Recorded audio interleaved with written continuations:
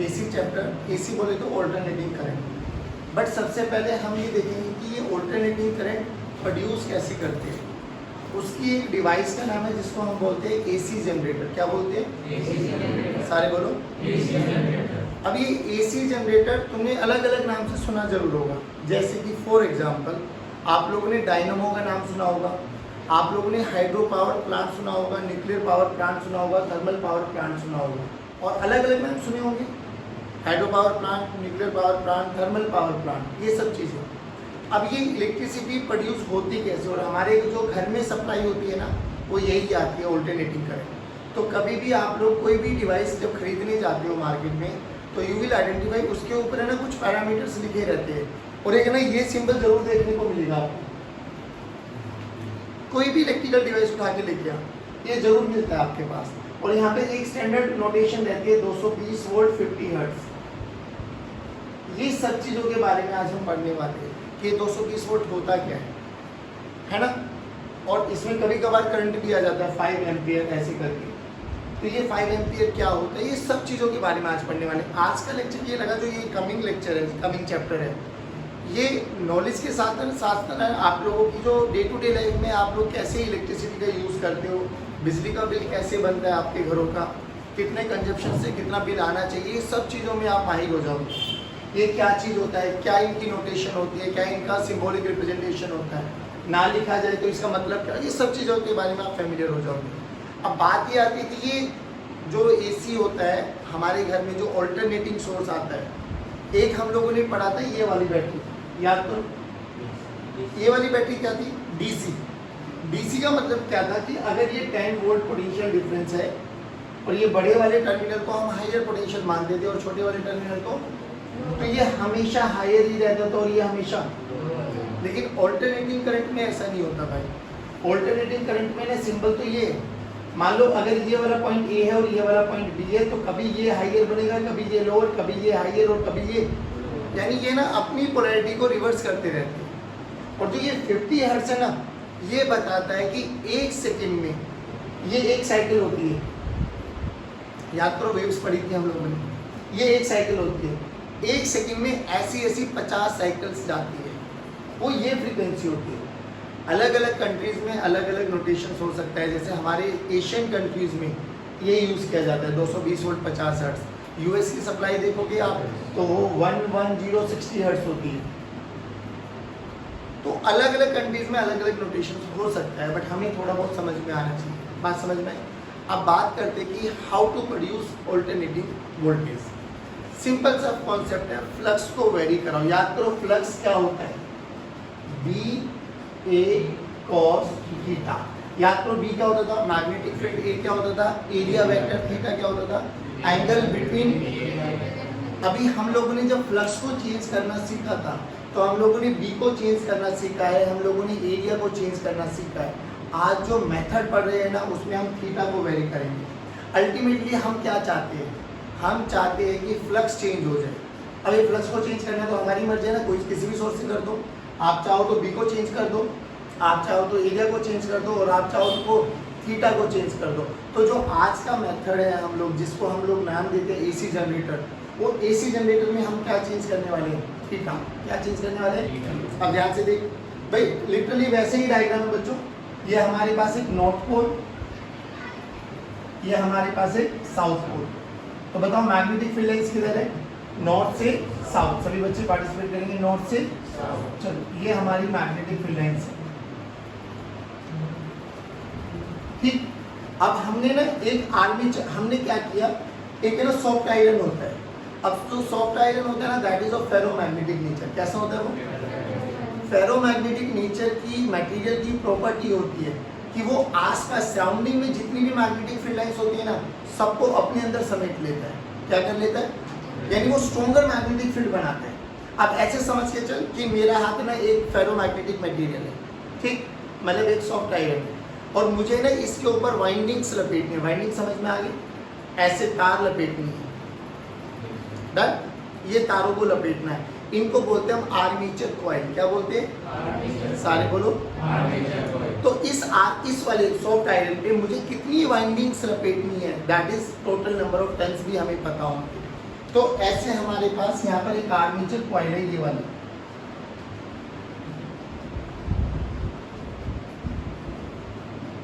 ठीक, और इस आर्मेचर कॉइल को हमें ना रोटेट कराना होता है। तो यहाँ टरबाइन लगा देते हैं, तो याद करो रोटेट कराने के लिए टरबाइन के ऊपर से पानी डालते हैं हम लोग, तो पानी से ये वाले कॉइल घूमेगी, और घूमेगी तो थीटा चेंज होगा, थीटा चेंज होगा तो फ्लक्स इंड्यूस्ड होगा, ईएमएफ बनता दिखाई देगा हम लोग। अब रियलिटी में क्या होता है बच्चों, हम ना डायरेक्ट यहाँ से सप्लाई नहीं ले सकते। क्यों नहीं ले सकते, समझ के चल कि हमारे जो घर में लाइट आती है इलेक्ट्रिसिटी, देखो जब ये घूमेगा तो इसका कभी ये वाला पोल हाइयर होगा या तो ये वाला पोल हाइयर होगा, हाँ या ना बोलो। सोच मैंने डायरेक्ट यहाँ पे तार लगा दी, अब डायरेक्ट यहाँ पे तार लगा दी, तुझे नहीं लगता ये घूमेगी, घूमेगी तो तुझे नहीं लगता वो तार आपस में ऐसे घूमते चले जाएंगे, मतलब ऐसे मुड़ जाएंगे, और एक पॉइंट ऐसा है कि वो टूट सकते हैं, हाँ या ना बोलो। तो उनको टूटने से बचाने के लिए हम लोग क्या करते हैं, यहाँ पे कम्यूटेटर यूज करते हैं। कम्यूटेटर देखो क्या होते हैं, ऐसे समझ के चल कि इसको मैंने इसके साथ जोड़ दिया, ये जो ये टर्मिनल है ना ये वाला, ये मैंने इसके साथ जोड़ दिया, और एक और कम्यूटेटर मैंने यूज कर लिया।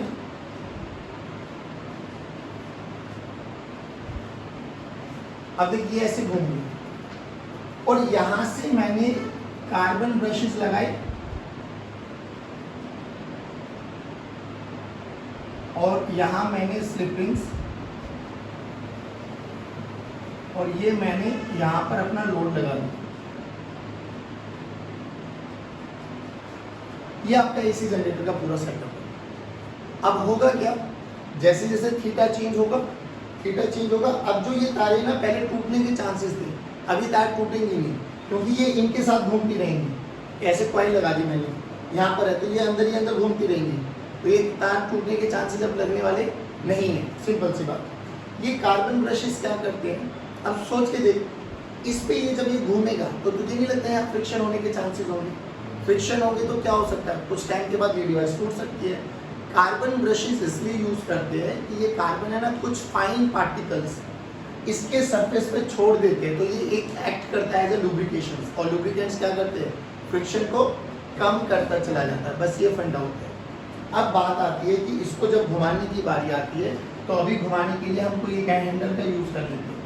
ऐसे देखा है जनरेटर या इंजन, तो यहाँ पर एक ऐसा हैंडल टाइप का लगा लेते हैं हम, याद है, ये एक हैंडल लगा दिया, इस हैंडल से इस कॉइल को रोटेट कराओ। अब ध्यान से सुनना भाई, तो हमें ये तो समझ में आ गए ए बी सी डी, और हम इसको रोटेट करा रहे हैं with some omega, with some.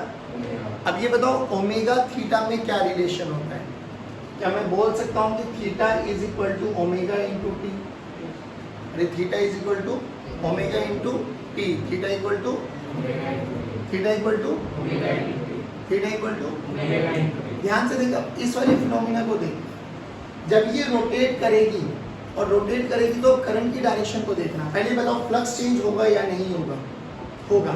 Initially देख, ए कॉइल, इस कॉइल का एरिया वेक्टर किधर है, बाहर, मैग्नेटिक फील्ड है इधर, एंगल 90 डिग्री, तो इनिशियली फ्लक्स 0 है। जैसे किसी भी पॉइंट पे लेके आऊंगा तो कितना घुमा, थीटा, अरे हाय ना बोलो, तो थीटा घुमा, पहले 0 था, अब थीटा आ गया, थीटा की वैल्यू ओमेगा इंटू टी आ गया, तो फ्लक्स चेंज हुआ नहीं हुआ, तो फ्लक्स चेंज हो गया, तो flux as a function of time आ गया। बोल किसी भी इंस्टेंट पर फ्लक्स क्या होगा, b into a into cos of theta, theta की वैल्यू ये रख दो ओमेगा इंटू, ध्यान से देख बच्चों, flux as a function of time आ गया, अरे हाँ ना बोलो। अगर flux as a function of time आ गया तो जैसे जैसे समय चेंज होता चला जाएगा, तुझे नहीं लगता फ्लक्स चेंज होगा, फ्लक्स चेंज होगा तो तुझे नहीं लगता ईएमएफ इंड्यूस होगा, ईएमएफ इंड्यूस होगा तो क्या होगा, करंट फ्लो। अब करंट फ्लो करेगा तो होगा क्या, जब मैं इस कॉइल से इस वाले को ऐसे रोटेट करूंगा, तो देख आराम से समझना, तुझे नहीं लगता है एक बारी ये वाली कॉइल ए बी वाला पोर्शन ऊपर आएगा, और जो ये बी सी वाला पोर्शन है ये अगले इंस्टेंट पे क्या होगा, ए बी नीचे आ जाएगा और बी सी, याद है। अब याद करो हम लोग डायरेक्शन ऑफ करंट कैसे निकालते थे, यहाँ पे हमें क्या क्या चीजें पता है, फोर्स, मैग्नेटिक फील्ड और करंट की डायरेक्शन।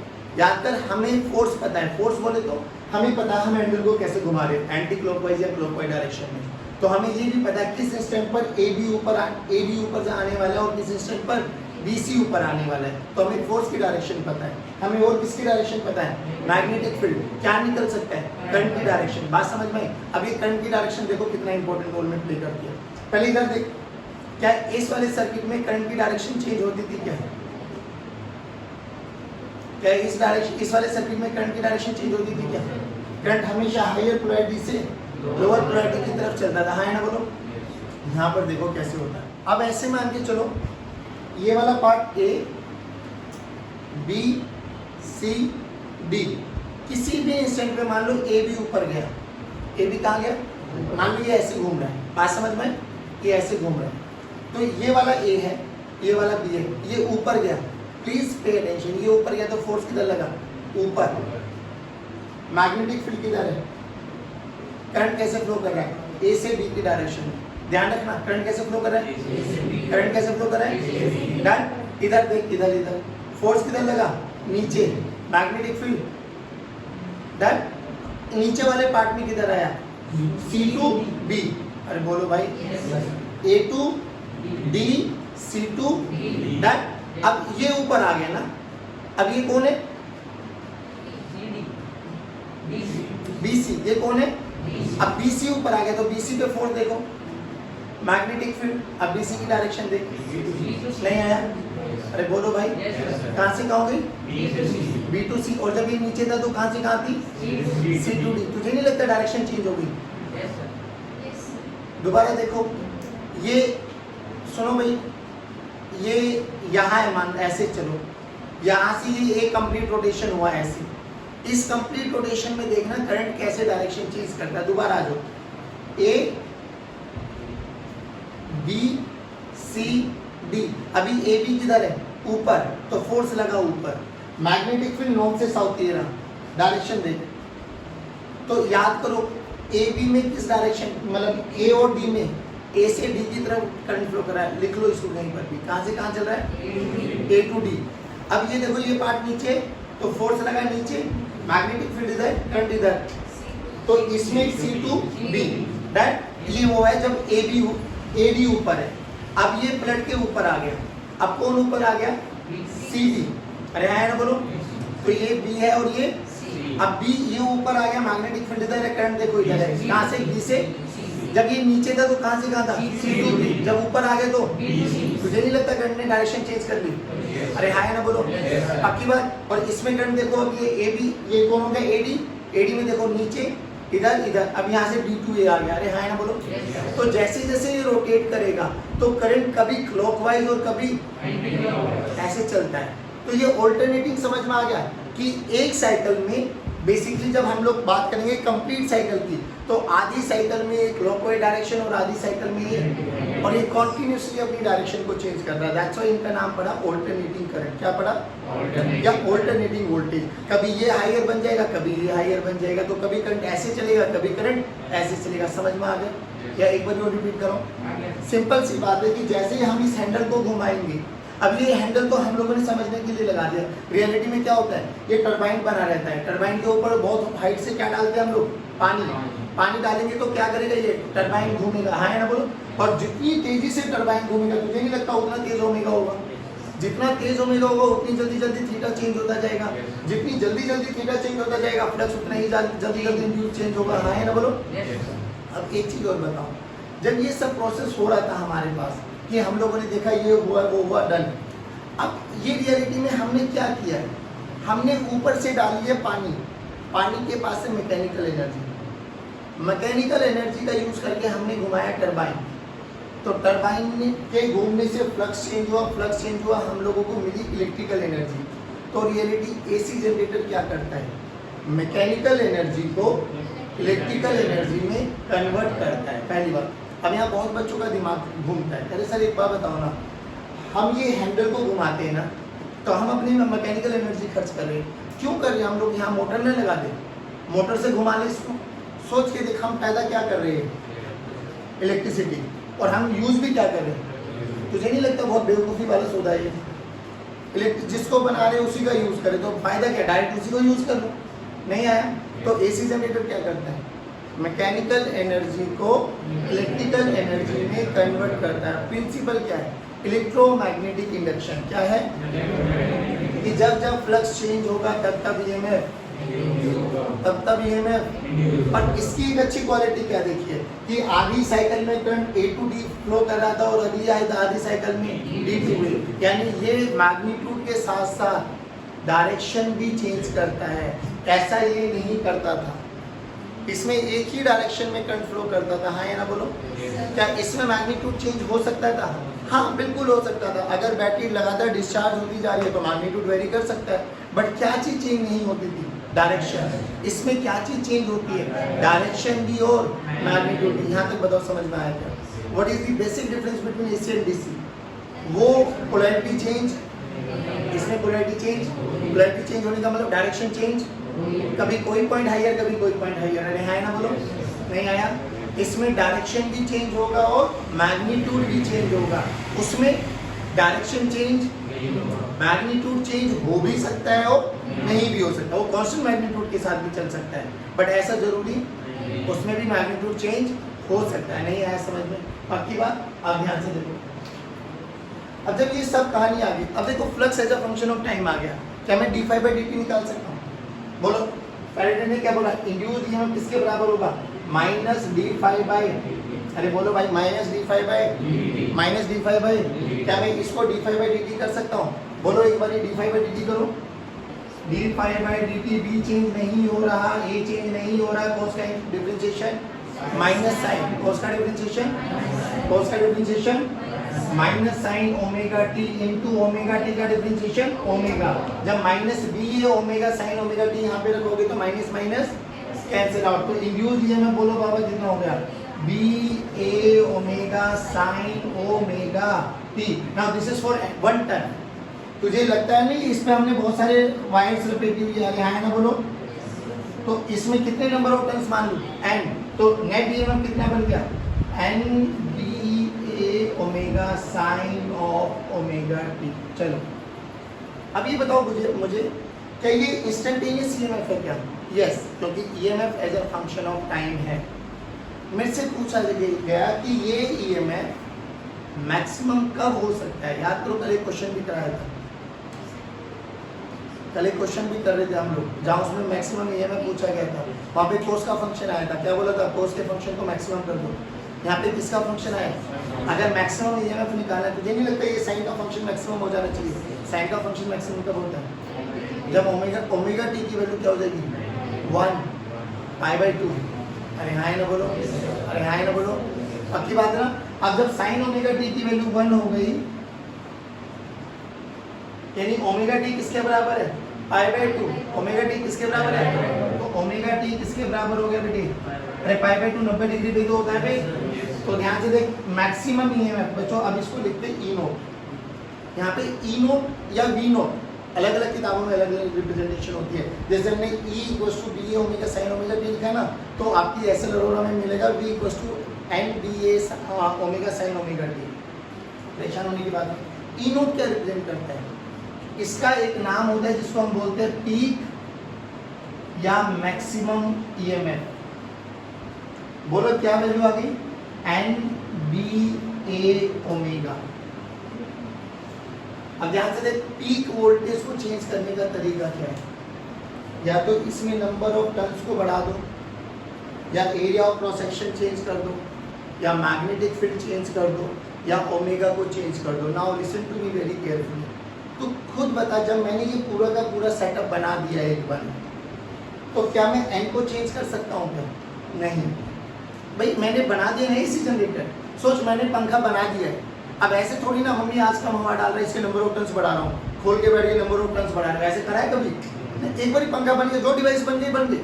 तो सोच, अगर ये एसी जनरेटर बन गया एक बारी, तो इसके नंबर ऑफ टर्न्स भी फिक्स कर दिए, बी भी फिक्स कर दिया, ए भी फिक्स कर दिया, तो हम क्या चीज चेंज कर सकते हैं? ओमेगा। क्या चीज चेंज कर सकते हैं? अब ओमेगा कैसे चेंज होगा? भाई पानी है, आप कम हाइट से डाल रहे हो, आप ज्यादा हाइट से डाल दो, और जितनी जल्दी वो ओमेगा घूमेगा, क्या उतना ही मैक्सिमम ईएमएफ बनेगा। आप सोच के देखो, अभी तो खैर इन चीज़ों का यूज होता नहीं, बट साइकिलिंग आजकल दोबारा ट्रेंड में आ गई है, और यू विल फाइंड कोई बड़ी बात नहीं, साइकिल में भी आगे लाइटें लगनी स्टार्ट हो जाएंगी। नहीं तो ये कोई नया कल्चर नहीं है, आज से करीबन 15-20 साल पहले, ज़्यादा लंबा टाइम नहीं जब आप लोगों का जन्म हुआ होगा, मैक्सिमम जब की बात है, पहले साइकिल घोड़े इतने बड़े हुआ नहीं करते थे, बहुत रेयरली किसी घर में गाड़ी गुड़ी हुआ करती थी, बहुत रेयरली, आजकल तो कॉमन हो गया। पहले क्या करते थे, जब लोग बाहर काम पे जाते थे तो वो लोग ना साइकिल का यूज़ करते थे। एक तो सैलरी ज़्यादा होती नहीं थी, घर भी चलाना होता था, तो साइकिल कन्वीनियंट रहती थी, ना कोई पेट्रोल ना कोई डीजल का खर्चा। तो कभी भी देखना, अपने दादा वगैरह लोगों से पूछना, अगर अभी है वो लोग, तो वो आप लोगों को बताएंगे कि साइकिल में ना वो आगे एक जुगाड़ करते थे लाइट का, ऐसे ही एक हाथ से टॉर्च पकड़ रहे, एक हाथ से हैंडल पकड़ रहे और पैडल मारते हुए चल रहे, नहीं। तो बड़े समझदार लोग हुआ करते थे वो लोग। देखो वो क्या करते थे, समझना ध्यान से। मान लो ये साइकिल है मेरी, डन, और यहाँ पर वो हैंडल है, डन। तो यहाँ पर इन्हें एक ऐसा बल्ब टॉर्च नुमा लगा लेते थे, वो फिक्स कर लेते थे, और यहाँ पर एक होता था डायनमो। अब वो डायनमो का कनेक्शन है ना पीछे वाले पहिए के साथ होता था। अब देखो क्या होता था, पीछे वाला पहिया, साइकिल को चलाने के लिए कौन सा पहिया रिस्पॉन्सिबल होता है, आगे वाला पीछे वाला? पीछे वाला मेन मकसद का होता है, आगे वाला तो बैलेंस के लिए काम में आ जाता है। आगे वाले को हटा भी तो याद करो, एक पहिए वाली साइकिल भी आती है जो बंदे ऐसे नॉर्मली चला के घूमते रहते हैं। अब ये जब हमें लाइट को तेज करना है तो हमें चाहिए मैक्सिमम ईएमएफ, तो हम क्या करते हैं, हम पैडल इतनी तेज मारना स्टार्ट कर देते हैं। पैडल तेज मारने से क्या हुआ, ये जो टायर है ना ये बहुत तेज घूमेगा। बहुत तेज घूमने का मतलब क्या, ओमेगा तेज हो गया, अरे है ना बोलो, ओमेगा तेज हो जाएगा तो ये हमारी मैक्सिमम ईएमएफ हो जाएगी, और वो वाली मैक्सिमम ईएमएफ की जो ये लाइट है ना वो इतनी ही ज़्यादा तेज जलती है। तो परेशान मत हो, एक और एग्जाम्पल देता हूँ आप लोगों ने। शायद देखो आजकल की जो बाइकें हैं ना वो तो बहुत एडवांस लेवल पे आ गई है। पहली वाली पुरानी बाइक उठाओ, स्प्लेंडर वगैरह, जब ये स्प्लेंडर वाला बाइक उठाते हो जब आप लोग, तो रात को जब बाइक लेके जाते हो ना, तो तुमने अब नोटिस किया हो जो मैं बता रहा हूँ, जैसे ही उसमें आप वो करते हो ना, किक स्टार्ट करते हो और लाइट ऑन करते हो, तो यू विल एनालाइज कि जैसे जैसे आप रेस बढ़ाओगे ना, तो यू विल फाइंड कि उसकी जो स्पीड है ना, उसकी जो लाइट है वो धीरे धीरे धीरे धीरे बढ़ती घटती है।